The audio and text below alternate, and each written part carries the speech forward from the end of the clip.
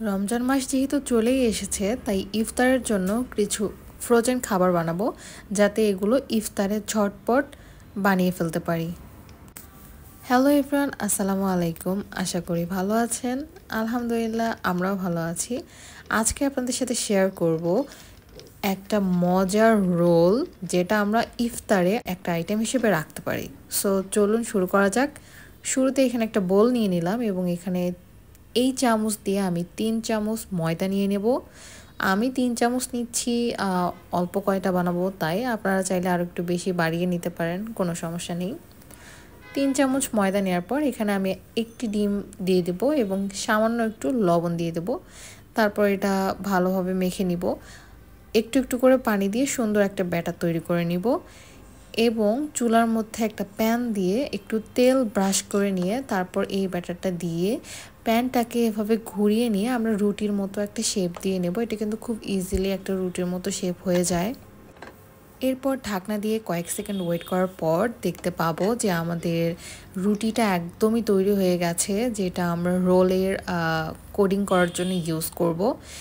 এরপর আমি রোলের ভিতরের পুরটা তৈরি করার জন্য এখানে একটা প্যানে একটু তেল দিয়ে একটু পেঁয়াজ ভেজে নিয়ে এরপর আদা রসুন বাটা দিয়ে দিলাম, সামান্য একটু লবণ, হলুদ, মরিচের গুঁড়া এবং সব রকমের মশলা এক এক করে আমি এখানে দিয়ে নিচ্ছি। সো এই মশলাগুলোকে কষানোর জন্য আমি সামান্য একটু পানি দিয়ে দেব যাতে মশলাটা পুড়ে না যায়। মশলাটাকে খুব ভালো মতো কষিয়ে নিব যাতে আদা রসুনের কাঁচা গন্ধটা চলে যায়। এবার আমি চিকেনের ব্রেস্ট পিস আমি কেটে নিয়েছি ছোট ছোট করে, সেটা আমি দিয়ে দিলাম এবং এটা খুব ভালো করে মশলার সাথে কষিয়ে নেব। বেশ কিছুক্ষণ ধরে এটা কষানোর পর এরপর ছোট ছোট করে কিউব করে রাখা আলু আমি এটার সাথে অ্যাড করে দিলাম এবং আলুটা সহ এবার এটাকে একটু ঢাকনা দিয়ে সেদ্ধ হতে দিব। ভালো মতো কষিয়ে নেওয়ার পর দেখব যে এটার উপর থেকে তেল চলে এসেছে, মানে পানিটা পুরোটাই শুকে গিয়েছে। সো যখনই এইভাবে তেলটা ভেসে আসবে তখন আমরা এখানে একটা নুডলস দিয়ে দেবো। আমি এখানে একটা নুডলস দিচ্ছি এবং মিস্টার নুডলস, আপনারা চাইলে 2টা আপনাদের ইচ্ছা মতো দিতে পারেন, আর যে কোনো নুডলস দিতে পারেন। তারপরে এখানে আমি একটু পানি দিয়ে নিলাম নুডলসটা সেদ্ধ হওয়ার জন্য এবং একটু কিছুক্ষণ নেড়ে দিব।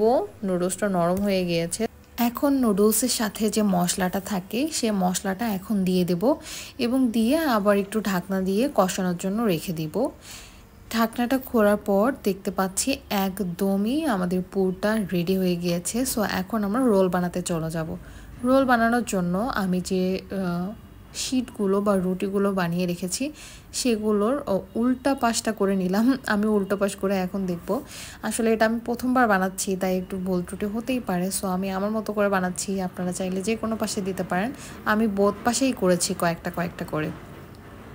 সো এখন আমি পুরটা ভিতরে দিয়ে এই যে লিকুইডটা দেখতে পাচ্ছেন, এটা আমি আটা এবং পানি দিয়ে একটা পাতলা তরল করে নিয়েছি, সেটা আমি চারপাশে দিলাম। দিয়ে এইভাবে যেভাবে দেখতে পাচ্ছেন আমি এইভাবেই ভাঁজ করে নিচ্ছি।